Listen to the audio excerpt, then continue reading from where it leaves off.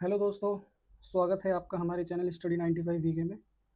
दोस्तों, अगर आप तैयारी कर रहे हैं यूपीपीएससी जीआईसी के एग्ज़ाम की और आपका सब्जेक्ट है हिस्ट्री, तो हो सकता है कि आपको समस्या का सामना करना पड़ रहा हो, क्योंकि यूट्यूब पर हिस्ट्री से रिलेटेड, जीआईसी हिस्ट्री से रिलेटेड बहुत ही लिमिटेड कंटेंट है और इम्पोर्टेंट बुक्स या नोट्स के बारे में नहीं बताया गया है।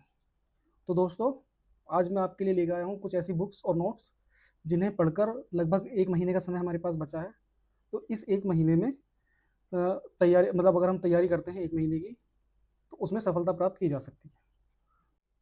तो दोस्तों, आज मेरे पास बुक है दृष्टि पब्लिकेशन की, हिस्ट्री की बुक है ये, यूजीसी नेट और जेआरएफ की।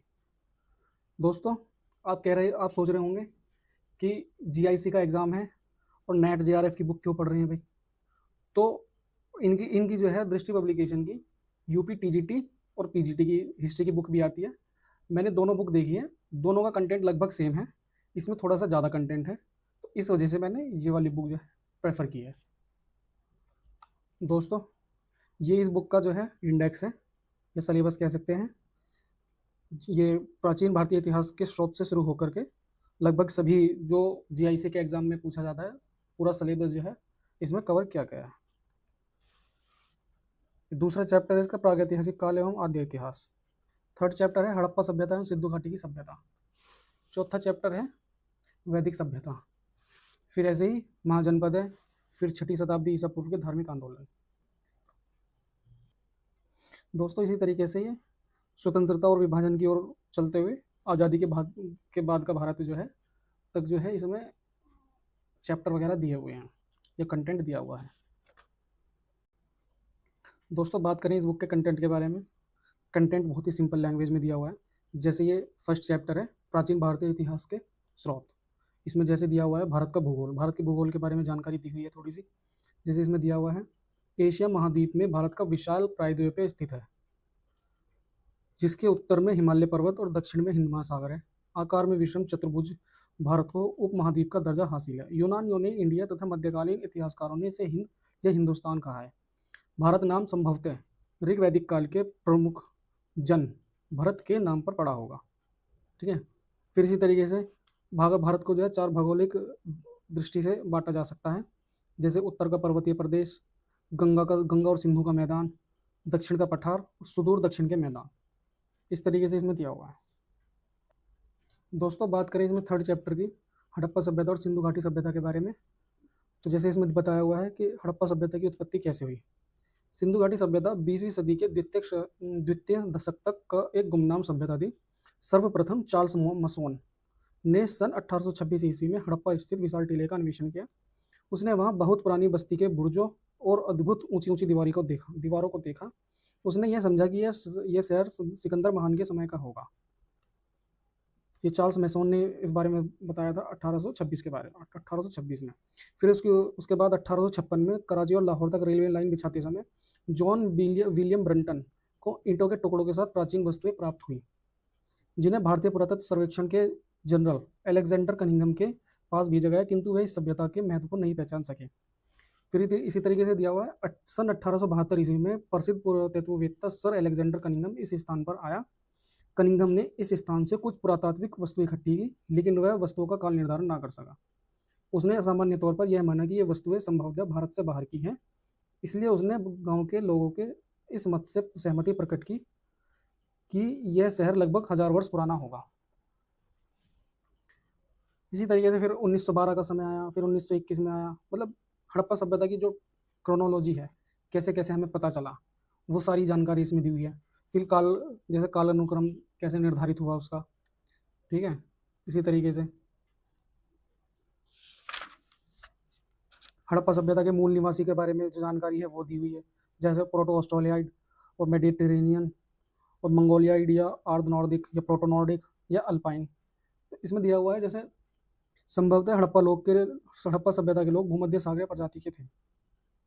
कंटेंट बहुत अच्छा है दोस्तों इसका। मैंने खुद ने बहुत मतलब बुक्स पढ़ी हैं, इसके अलावा मेरे पास और भी बुक है हिस्ट्री की, लेकिन सबसे अच्छी बुक मुझे यही लगी। दोस्तों, ये चैप्टर है ब्रिटिश सत्ता का उत्थान, आधुनिक भारत इतिहास का जो मतलब जहाँ से शुरू होता है उसका ये चैप्टर है। उसकी कुछ भूमिका बनाई है साथ साथ में। मुगल बादशाह औरंगजेब की मृत्यु के पश्चात मुगल साम्राज्य को जो है पतनोन्मुखी परिस्थितियों का लाभ उठाकर कई अधीनस्थ राज्यों ने स्वयं को स्वतंत्र घोषित कर लिया, लेकिन भारत में ऐसा कोई शक्तिशाली राज्य नहीं था जो भारत को एक सूत्र में बांध सके। इस कारण भारत में प्रारंभिक व्यापारिक एकाधिकार प्राप्त करने के उद्देश्य से यूरोपीय कंपनियों के बीच क्षेत्रीय राज्यों के सहयोग से चतुर्भुजीय संघर्ष प्रारंभ हो गया। अतः इस संघर्ष में अंग्रेजों को विजयश्री प्राप्त हुई और कालांतर में ब्रिटिश ईस्ट इंडिया कंपनी ने भारतीय राज्यों को जीतकर भारत में अपने उपनिवेश की स्थापना की, ये इसकी भूमिका बना दी। फिर उसके बाद में भारत में यूरोपीय कंपनी का जो आगमन हुआ, जैसे पहले क्या नाम है, पुर्तगाली आए, फिर उसके बाद में डच आए, फिर उसके बाद में अंग्रेज आए, फिर डेन आए, मतलब डेनमार्क से भी लोग आए थे।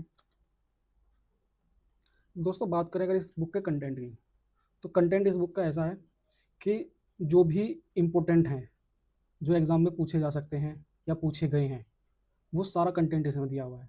या जीआईसी के एग्ज़ाम में जो भी मतलब पूछा जा सकता है वो सारा कंटेंट है इसमें। इससे लगभग ये बुक जो है लगभग 80 से 90% तक का जो कंटेंट है जीआईसी का वो कवर कर देगी ये बुक। अगर आप कम समय में तैयारी करना चाहते हैं तो इस बुक को पढ़ें। साथ में एक बुक और मैं आपको बताऊंगा, वो बुक और पढ़नी चाहिए आपको। दोस्तों बात करें दूसरी बुक की, तो दूसरी बुक ये वाली है, यूथ कंपटीशन टाइम्स की है, इतिहास की है ये। इसमें क्या नाम है, 123 सेट दिए हुए हैं।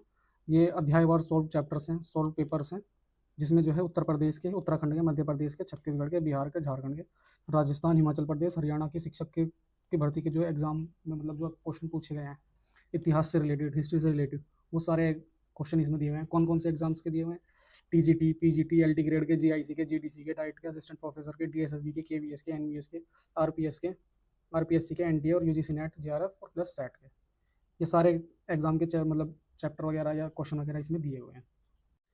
दोस्तों करना केवल आपको इतना है कि इस वाली बुक से आप थ्योरी पढ़ें और इस वाली बुक से जो भी चैप्टर आप इस वाली बुक से पढ़ेंगे उस चैप्टर के क्वेश्चन जो है इस वाली बुक से लगाएं, तो निश्चित ही आपको सफलता मिलेगी।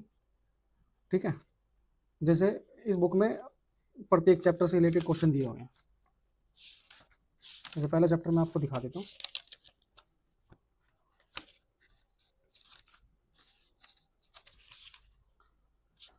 जैसे पहला चैप्टर दिया है भारतीय प्रागैतिहासिक ऐतिहासिक संस्कृतियों की प्रमुख विशेषताएं। जैसे कौन कौन सी संस्कृति थी भारत में, किस किस तरीके से थी, मतलब प्राचीन भारत का जो इतिहास है वो लगभग इसी चैप्टर में है, पहले चैप्टर में। फिर उसके बाद दूसरा चैप्टर है सिंधु घाटी सभ्यता से रिलेटेड, वही मैं दिखा देता हूँ आपको। ये दूसरा चैप्टर है सिंधु घाटी सभ्यता की प्रमुख विशेषताएं। करना क्या आपको, सिंधु घाटी सभ्यता का चैप्टर उस वाली बुक में से पढ़े और क्वेश्चन इस वाली बुक से लगाएं। इससे फ़ायदा आपको ये होगा कि साथ साथ थ्योरी भी पढ़ रहे हैं आप और क्वेश्चन की प्रैक्टिस भी हो रही है। इसके अलावा अदर कोई और क्वेश्चन बैंक वगैरह लगाने की आपको ज़रूरत नहीं पड़ेगी। हिस्ट्री का केवल आप इतना कर लीजिए, इससे आपको निश्चित ही सफलता मिलने की संभावना है। ठीक है दोस्तों, जैसे इसमें दिया हुआ है किस हड़प्पा स्थल से निकास नालियों के साथ फर्श जड़ित 12 स्नानगृह एक समूह सेट में मिला है, तो लोथल से मिला है वो, उसके बारे में थोड़ी सी जानकारी दे दी है। इस तरीके से आप कर लेंगे तो ठीक रहेगा। दोस्तों इसके अलावा मेरे पास एक नोट्स भी है जो टॉपर्स नोट का है, टॉपर्स नोट नहीं सॉरी प्रोफेसर अड्डा नोट्स है हिस्ट्री के, 1 लाइनर फॉर्म में है वो भी मैं आपको दिखा देता हूँ। दोस्तों देखिए, जैसे इसमें दिया हुआ प्रोफेसर अड्डा नोट्स 2026 यूजीसी नेट इतिहास यूनिट 1, 10 यूनिट्स में जो है हिस्ट्री का जो सिलेबस है वो ये कवर करते हैं। तो इसमें 1 लाइनर फॉर्म में जो है कंटेंट दिया हुआ है। जैसे इसमें लिखा हुआ है पुरालेख शास्त्र क्या होता है। पुरालेख शास्त्र जो है शिलालेखों का अध्ययन होता है जो प्राचीन इतिहास के लिए महत्वपूर्ण प्राथमिक स्रोत है। मुद्रा शास्त्र इतिहासकारों को क्या जानकारी प्रदान कर सकता है। मुद्रा शास्त्र जो है सिक्कों का अध्ययन है जो अर्थव्यवस्था, शासकों, व्यापार और कालक्रम के बारे में विवरण प्रकट करता है। फिर इसी तरीके से दिया है पुरातात्विक उत्खनन में प्रयुक्त होने वाली प्राथमिक विधि क्या है।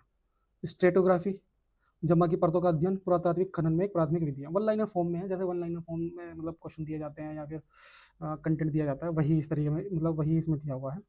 जैसे इसमें दिया हुआ है 7 नंबर का कंटेंट है, पुरातत्व में कार्बन 14 डेटिंग का क्या अर्थ है। इसमें जो है जैविक पुरातात्विक अवशेषों की आयु को निर्धारित करने में मदद मिलती है तथा एक कालानुक्रमिक रूपरेखा प्रदान करती है। फिर इसमें बताया गया कि मेगास्थनीज कौन था, उसका कार्य क्यों महत्वपूर्ण है। मेगास्थनी एक यूनानी राजदूत था जिसकी कृति इंडिका मौर्यकालीन भारत के बारे में बहुमूल्य जानकारी प्रदान करती है। इस तरीके से इसमें जो है कंटेंट दिया हुआ है। इसमें पूरा चैप्टर मतलब पूरा सिलेबस इसमें कवर किया हुआ है। आप चाहें तो इस कंटेंट से भी पढ़ सकते हैं। अगर आप ये मतलब कंटेंट अगर लेना चाहें तो प्रोफेसर्स अड्डा नोट्स से आप ये ले सकते हैं, लगभग 1500 का पड़ेगा। उसमें आपको यूजीसी नेट की जितने भी मतलब यूनिट्स वगैरह सब उसमें थ्योरी फॉर्म में मिलेगी, प्लस एक ये मिलता है इसमें। ठीक है, अगर आप मेरे से लेना चाहते हैं तो मैं भी आपको ये प्रोवाइड करवा सकता हूँ। ठीक है दोस्तों, अगर वीडियो आपको पसंद आई हो तो वीडियो को लाइक करें, शेयर करें, कमेंट करें और हमारे चैनल स्टडी 95 वीके को सब्सक्राइब करें, जिससे आने वाले समय में आपको और भी अच्छी अच्छी वीडियो देखने को मिले, जानकारी मिले आपको। ठीक है दोस्तों।